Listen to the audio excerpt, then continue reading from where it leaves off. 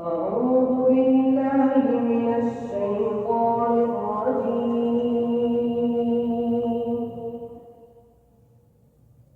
بسم الله الرحمن الرحيم.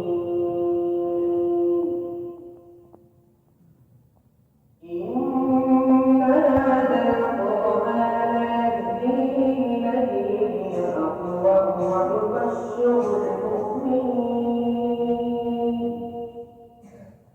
ويبشر المؤمنين الذين يعملون الصالحات أن لهم أجرا كبيرا،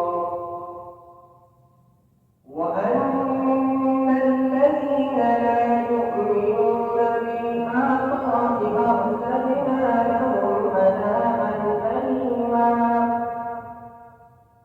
ويدعو الإنسان بالشر دعاءه بالخير، وكان الإنسان عجولا.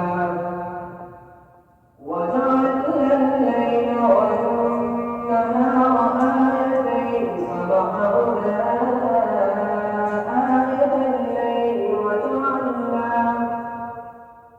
وجعلنا آية النهار مبصرة لتبتغوا فضلا من ربكم ولتعلموا عدد السنين والحساب، وكل شيء فصلناه تفصيلا. وكل إنسان ألزمناه طائره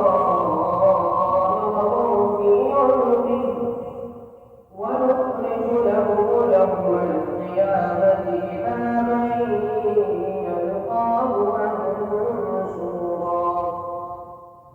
اقرأ كتابك كفى بنفسك اليوم عليك حسيبا. من